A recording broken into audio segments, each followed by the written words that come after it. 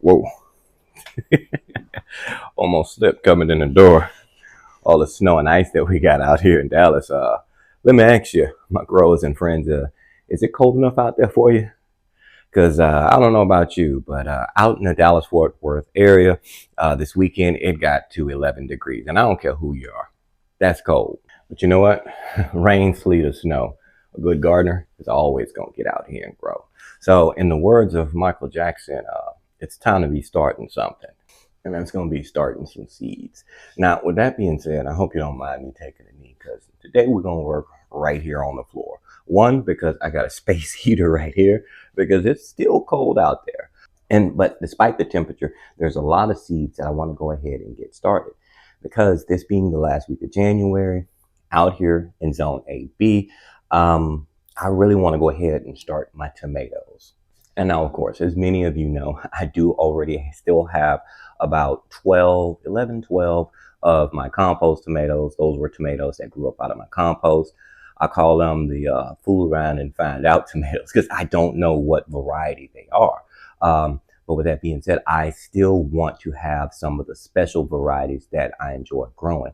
So I'm going to go ahead and get those seedlings started today. But the only problem is real estate. If you recall from the last time we spoke, there are a lot of seeds that I got started. One in particular being my Red Metamorph Marigolds, which I'm super excited. I mean, these guys are looking fantastic. Look at that. They have their secondary and tertiary leaves. So these guys now are taking up valuable space that I can be using to start additional seeds. Now, of course, just the other day, I went ahead and started some crackerjack marigolds because, you know, you got to have that yellow in there. That traditional crackerjack is just beautiful. And then I also have some Jolly Jesters that I just started as well. But with my Red Metamorphs, since they are doing so well, it's time to go ahead and take these out of my seedling trays so that I can use these to start some additional seeds. And now, reason being that I want to go ahead and transition these marigolds out is because, you know, everyone has their own way of doing things, right? And now, look at our depth on this particular seed tray. Let me pull it up out of the basin for you. Let's look at that. One, check out that root system. That is insane.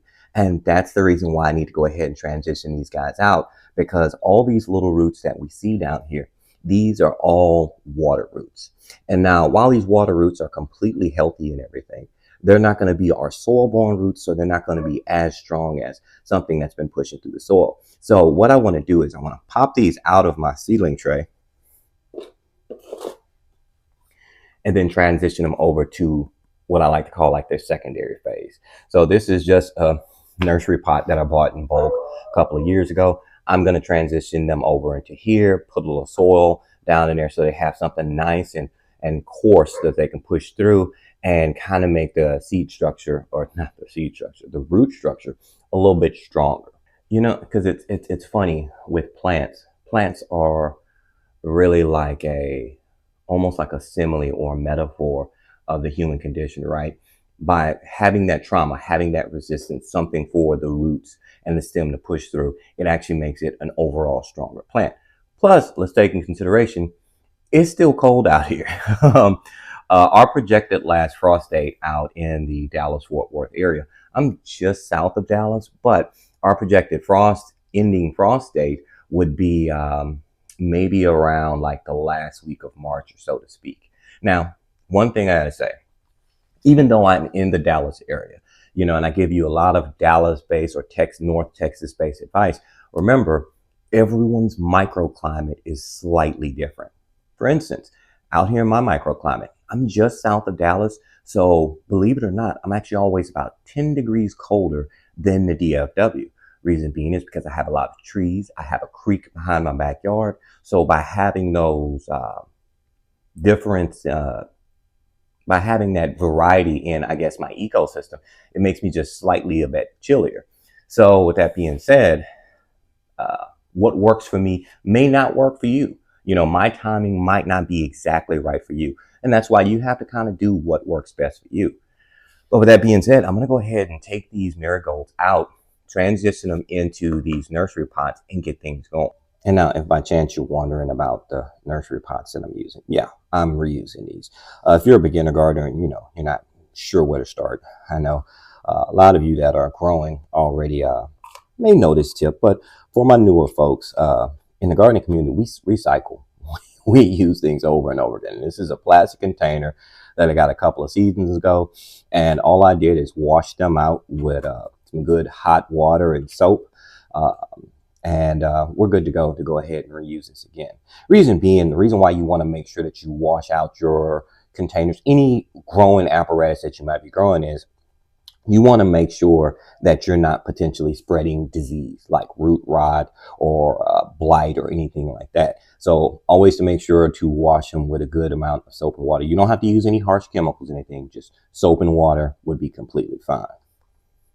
Now, as far as this soil medium here, this growing medium here that I have, this is a mixture of cocoa coir, sphagnum peat moss, and then a little bit of perlite so we can get some proper drainage. And now this blend is a custom blend that I've made. Do you have to, if you're a beginner and you want to know, do you have to custom make your own seed starting mix? No, not by any means. There are a lot of commercial seed starting mixes that you can perfectly use that are, just perfectly fine. I just prefer it because I'm more of a hands-on gardener. Like, I gotta have my hands in some soil. That's what makes me feel good, right? It's part of the whole, I guess, circle of life for me. I see these babies from when they start from seed, when they get to, I would say, their adolescent stage, and then all the way into full adulthood. So I'm seeing them the whole way through. But yeah, this is my own custom blend because, like I said, I like to have that hands-on kind of approach with any seeds that I'm growing. And now it really doesn't matter if you're using your own custom seed starting mix or if you're, using a commercial blend. One thing you make sure you want to do is you want to pre-moisten the soil because soil can easily go. It's a seed starting mix. It's not a soil, but your soils and your seed starting mediums can go hydrophobic, meaning it will repel the water and not actually absorb it. So I always make it a point to pre-moisten everything first so that I know it's right where my seedlings need to be. Does that make sense? And now a question I get often is that, okay, great. So you're taking them out of their initial seed starting apparatus and you're transitioning them over into that nursery pot, right? Or that seedling pot. Why are you using still a seed starting medium as opposed to using a soil? Could you use soil instead? Totally could. You could use soil because at this stage, you no longer need to keep that constant moisture that you need with your seed starting mediums or your germination phase. So you can go a little bit longer in between your watering. Because, when you're using a seed starting medium or when you're germinating seeds initially, what ends up happening is that by just using like a regular potting mix or potting soil, you can get a lot of mold and fungus that'll grow up out of your soil because seeds need a lot of initial moisture to keep them going. And we're not talking waterlogged. We're talking just, damp enough so then you get that germination phase going. So once you switch over into this phase here where we have, we have those secondary and tertiary leaves coming in there. Plus we got this in-depth root system. You don't need to have that constant moisture because now the seedling is going to get all of the moisture and all of the water it needs from its root system. But could I switch over to a soil at this point? I totally could. But I know with these marigolds, it's still way too cold to put them out into the ground.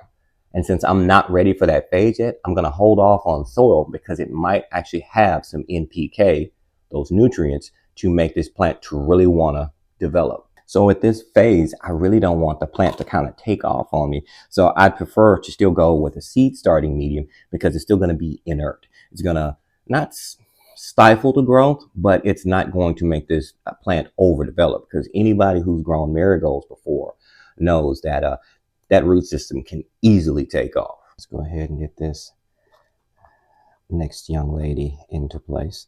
Notice that when I'm placing my soil down here in this seedling cup or the seedling pot. I'm packing it down just a little bit. I'm not stuffing it down in there, not cramming it down in there, because you don't want to compact your growing medium. And then I'm going to backfill just a little bit, because when you compact it, that's going to make it too hard, too challenging for those roots to push through. Now, a marigold is a fairly resilient plant, so it probably still could push through. But this is one of those things where it's just good practices, right? Let's say if we were doing something a little bit more timid or challenging. Also, I'm packing down the soil down at the top and just pushing, adding just a little bit of pressure. And that's just to get those air pockets out of there, because when roots are exposed to air, they can air prune themselves. And we really don't want that air pruning going on here. We want to give these guys the best foot going forward. And now, if you're sitting here looking and you've done the plant math and you're counting out the amount of marigolds that I have here just on the Red Metamorph marigolds alone, you're wondering to yourself, like, hey, Gray, that's a lot of marigolds, dude. Why are you growing so many marigolds? I'm going to tell you, because I like flowers. The marigold, many of you may already know this, but the marigold is a really cool plant to grow because of not only is it a great companion plant and a deer resistant plant, meaning if you have deer in your neighborhood or around your homestead, it will kind of repel deer a little bit because of its scent and its taste. Also, it's great as a companion plant for like strawberries or any plant that might be susceptible to root knot nematodes. So it's a plant that does double duty, and then to be honest with you, I just like the flowers. Just recently I filmed a video with my friends over at Epic Gardening, and one lady in the comments, I loved it. She called myself, Jacques, and Gardner Scott, she called us flower fellows. And I was like, I love it. Yes, I'm totally a flower fellow. Ooh, look at those roots right there. Those are some gorgeous roots. And again, these are the water roots we were talking about. Look at the color. You have that white in the roots. They only have just a few lateral roots coming through here. So these are our weaker root systems, because essentially these are almost like they were grown hydroponically, because sitting in that bottom watering tray, all these roots, yeah, they're essentially just hydroponically grown roots. And that's why we want to move it over to our secondary phase, like I like to call it. I'm not sure if other people do this as well. Now with these marigolds, could I have started them maybe in a bigger growing apparatus, a bigger container or so forth? Yeah, I totally could have. But when you start as many seeds as I do, you start running out of real estate when you start getting a lot of these larger containers in here. Did I start them too early? Heck yes, I did. But that's because this is my favorite phase of the growing cycle. Different people have different phases that they like and they adore, like harvest phase, right? Or transplanting. But this is the bee's knees to me right here, because like I told you before, I'm just that hands-on kind of grower. I like being there in that infantile stage. I don't know. I guess it's because of my dad. My kids were babies. Oh man, I was that dad walking around with that. What's that thing called? Where you hold the baby and they're right to your chest. Like that was me. Wife was able to go around and do all the things. She was like, but no, both my kids, they're right here on my chest with me, and that's how I treat my plants. It's, I don't know, a little fatherly love, I guess. Now, something else that I noticed with these Red Metamorphs. Now, before last video, I mentioned the fact that these are color changing, hence the name, metamorph, right? So they go through a color shift based off of the temperature. Initially, the plant and the foliage and the flowers and so forth start off more of a burgundy color before they transition over to that classic red and gold that we're accustomed to with the French marigolds. But I'm noticing, and this is, I don't know, it's neat, it's nostalgic to me that we're already starting to experience some of that difference in color. Look at that in those leaves. They already have a lot of that burgundy that we were talking about before. So once our temperature changes, I'm going to be eager to see them go through that whole, change of life, or so to speak, with shifting in colors. See, that's why, when I was talking about kids before, right? My children are out in the garden with me all the time. And I think it's going to be neat for them because, my daughter's into dolls. Just recently, we went to the store and we got, she wanted to pick up some new dolls. And, being the dad that I am, of course, I went with her to get her dolls.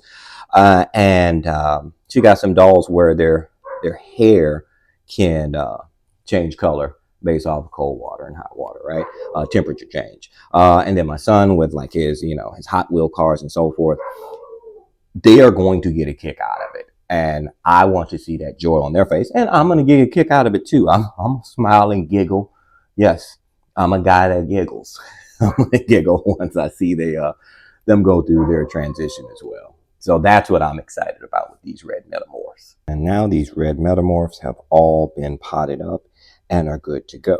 Now I have the wonderful job of trying to find a piece of real estate in my house that don't already have seeds holding them down. I mean, just so you kind of get an idea of my seed starting operation here. Yeah, we got seeds growing just about everywhere. I mean, even in my grow cabinet here, I got several things going on here. Right here is a variety of grape that I'm growing. It's an atomic grape tomatoes that I'm growing. That label was turned backwards, so I'm not sure what that is. Let's see. Oh, let's see. Did I label it? Oh, yeah, I did label it, but I wrote it in marker. And look at that. The marker just wiped off. So we're going to find out together, guys. I can't remember what I planted there. Also, I have a lot of my propagations. This is Meyer lemon propagation off of my Myers tree. This is Page Mandarin right here. I actually just put those in there about 2 days ago. What else? Another Page Mandarin. And I want to say, I forgot back here. These are my blood oranges. My blood orange is doing so well out in the greenhouse right now. I said, you know what? Let's go ahead and try to propagate from cuttings so I can get a couple more orange trees, blood orange trees going on. Then, of course, we have our, third round of broccoli all doing its thing here as well. All right, and so now it's tomato time. And there are 4 varieties that I particularly want to get started. Of course, along the season, there'll probably be others that I'll be adding to the equation as well. But for right now, the ones that I want to get started are going to be Roma tomatoes, San Marzanos, pink hybrids, and then one I'm particularly excited about because of how well it did last year was my tomato pole cherry, my tropical sunset. This is one I got, of course, from my friends over at Epic, and I love the way it performed, and I love the way that these tomatoes taste. It makes this perfect little grape-sized tomato that just has a nice burst of flavor in it. And now, as far as the other varieties, the reason why I'm doing those is because they did well. Now, the pink hybrid is actually one that I've been growing for several years, and it's honestly on the strength of my little girl. She loves the pink hybrid because she loves all things pink. She loves the way it tastes. So if my daughter's happy, I'm going to keep on playing. You know what I mean?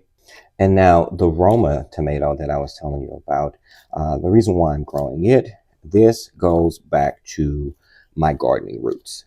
Because many of those who know me already and already have been following for quite a while know my gardening story. If you don't, that's right, I'm about to share it with you now. My gardening story started when I was about 10 or 11 years old, and it was with my grandmother, Mama. She wanted, one summer, she came to me and said that we were going to go out to the store and, hardware store, and we were going to get, some material to build our own raised bed. From that raised bed, she picked out 3 tomato starts for myself and my 2 younger brothers. And it's interesting because I can remember that one of my brothers had beefsteak. Another one of my brothers, what did he grow? It might have been another variety. It might have been like, an early girl or maybe another variety of beefsteak. I'm not 100% sure. But what I do know is what I was growing, and that was Roma tomatoes. And when I first bit into that hand-grown Roma tomato that I had grew with my own hands out in Louisiana, I was hooked from there. And so that's why every single season, rain, sleet, or snow, no matter what I'm doing, a Roma tomato is going to be grown in my garden on the strength of my grandmother, because she's the one who started it all. So every single year, I make sure that I start a Roma and I grow them in the garden for her. I mean, am I a little bit of sappy? Yeah, a little bit of sappy. A little bit of a sap, yeah. But I mean, she's the lady that started it all for me. She started this passion, this love for growing plants. So I do it on the strength of her. Now I'm going to go ahead and start using Tiny Shovel here. See Tiny Shovel? I'm going to start using Tiny Shovel as a dibbler so that I can I want these seeds to go about right there, about 1/4 inch in depth. Now, I could mark this, but many years of being an automotive mechanic and a mechanical engineer, I can kind of eyeball and see what 1/4 of an inch is. So that's the depth I'm looking for my tomatoes.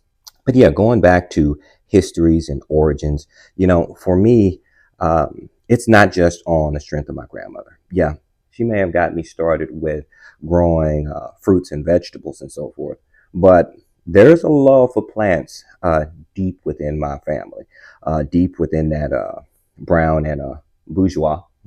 That was my grandmother's maiden name. Deep within that bourgeois root that we have there in Baton Rouge. And yes, I'm talking about my favorite gardener, and I know she's watching right now. I'm talking about you, TT, my auntie. TT, she fostered that love for ornamental plants that I have here. Because I'm not sure if you've seen inside the jungle, but we have quite the proverbial plethora making it seem like it's too much, and it might be too much. But we have quite the plethora of ornamental plants here as well. Oh, look at that. That's even my moringa that I've been growing in containers. And then my ivies up there not looking too good, so I need to give them some love. So it's interesting that those roots of loving plants runs deep within my family. Get the pun there? Yeah, I know I'm corny. Just recently, I went back home, my home being Baton Rouge, Louisiana, and, met up with my auntie, again, my favorite gardener, and we did kind of an unofficial plant swap. She had been watching a lot of my videos, and there was a lot of plants on her list that, she wanted, like, for instance, the Monstera Esqueleto. I think, what was it? I can't think of the name of it right now. A lemon lime philodendron, and then, of course, a pink philodendron as well that I had been growing. But when I got there, TT being the plant woman that she is, she traded some plants with me as well. And look at this beautiful Hoya she sent with me, and I couldn't be happier. So yeah, the love of growing fruits and vegetables and utilizing your space runs deep in my family, because that's another thing I loved about going back home, is because at my auntie's house, she always had this beautiful oasis in her backyard. She truly had turned her backyard into this sanctuary where she had a canopy of grapes growing over a seating area. She had all kind of aroids and everything growing outside. I mean, it looks like something you would see in like Better Homes and Gardening. And it's funny because my wife is very Pinteresty. So when she saw that, she was like, you got to do like TT does. So I'm working up to that standard. TT sets the standard. I'm trying to catch up with you. And now we're going to go ahead and get these San Marzanos down in there. And I like to double up on my seeds. And reason being is because, with any seed pack, a lot of seed companies, you don't get 100% germination, right? So it's a numbers game. I'm going to get a couple in my little holes here. I need one more. This is the San Marzano. I'm going to get those in their holes and see if we can possibly get some germination going on with these. And when it comes to your tomatoes, you got to remember your tomatoes are a warm weather crop, right? So do we have any more seeds in here? Or did I just use them all? It's one still down in there. We're getting that out. Come here, last seed. There we go. Look, we got two, but that pack is done. But when it comes to your tomatoes are a warm weather crop. So they like soil temperatures. I just dropped one. There we go. Of about 75, about 65 to 75 degrees or so when we're talking about germination. So this is going to be a situation. Well, yes, I'm going to be using the bottom watering tray and so forth, but I'm also going to place a heating mat underneath as well because we want to have that optimum time frame. I mean, because would these germinate without a seedling heating tray, or what is it called, heating pad? Yes, they would, but you're looking at a time frame of about 7 to 14 days. But since we're going to be using our seedling or heating seeding tray, I can't say that. That's a tongue twister. It's going to speed up that germination. We're going to be looking at a turnaround time of about 7 days. There we go. Got a nice amount of these pink hybrids, and I tell you, my daughter truly does love these tomatoes, and I love them too because you know the flavor I don't really notice any different. To me, they just kind of taste watery, but she likes them. But one thing I do like about the pink hybrid, it is a hybrid tomato, and so it is a fairly disease resistant. So if you're running into problems where you get like tomato blight or what is it? I can't think of what the wilt's called right now. I'll probably put it down at the bottom of the screen in editing. But if you get tomato wilt going on, this might be a variety worth looking into because it's a lot more disease resistant than some of your other varieties. And especially being out here in Texas, it does fine in my little microclimate. And now this tomato seed lineup that we're running with is going to give us a fairly decent mix of quote unquote biodiversity. Not really biodiversity because I mean they're all same plant, right? There's just different varieties of the same plant. But it is going to give us a bit of diversity as far as the types of plants, types of tomatoes that we're growing. So we get both a mix of our indeterminate tomatoes as well as our determinate tomatoes. Our Roma and our San Marzanos are going to be our determinate, meaning that those tomatoes, once those plants establish themselves and start fruiting, you're pretty much going to get all of the fruit that you need right out of the gates, right?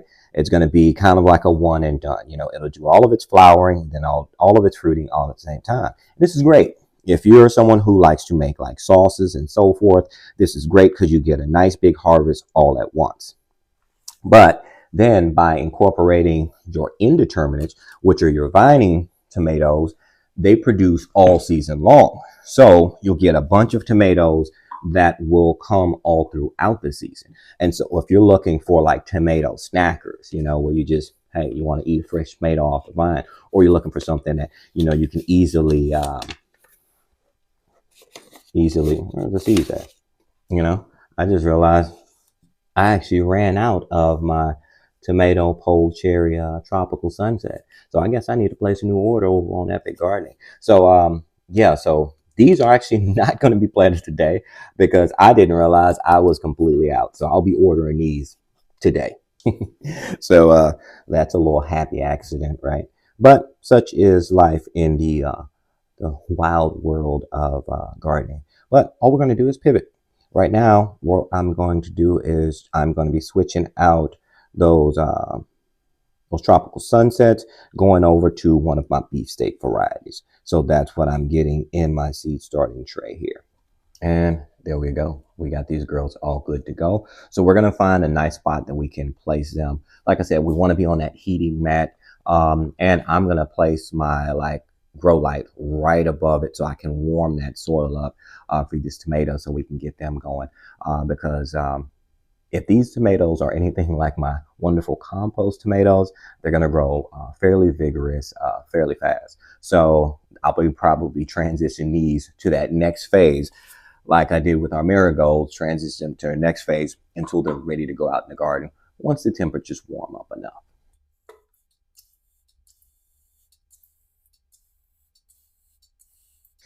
So thus far, we have successfully transitioned our Red Metamorph marigolds, and we've also started our specific varieties of tomatoes. And this is honestly just my special, my preference as far as tomatoes that I'm growing this season. Next week, I think I'm going to go ahead and start some new flowers as well. And now this is one I actually mentioned in the Epic Gardening video. Actually, all of these are Epic Gardening seeds that I mentioned. The first being Alyssum Sweet Nights. I'm going to do some of them inside, but then I am still going to do some direct sowing as well with these.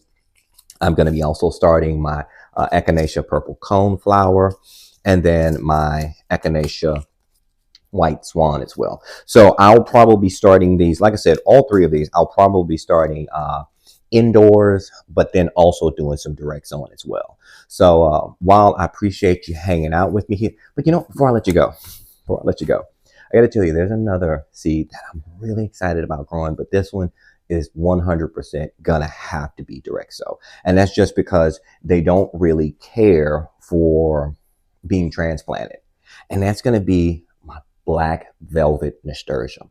I'm really excited. I want to grow these just because that velvety deep red color, I'm excited for texture's sake, and then just that color palette. I'm looking for that in my garden. So I can't wait to start these as well, but these are definitely going to have to be a direct sow for sure. Nasturtiums really don't like to have their roots disturbed at all. And they don't like to have their roots bound as well. So, when you get in a situation, almost kind of like cucumbers, right? Because I know a lot of you are probably wondering, well, like, aren't you going to start any cucumbers? No, not indoors at least, because with my cucumbers, I really want to direct sow them because, like I was saying with the nasturtium, they really don't like their roots disturbed, and then they really don't like to have their roots bound in a small container. So those are all going to be direct sows for me. All right, so my friends, it has been definitely magical hanging out and planting some seeds with you today. I always figured you could be anywhere in the world, but you chose to be here with me, and I greatly appreciate you for that. And as I like to say, may your weeds pull easy, and may your blossoms forever bloom. Hey, it's been amazing speaking with you. Talk to you again real soon.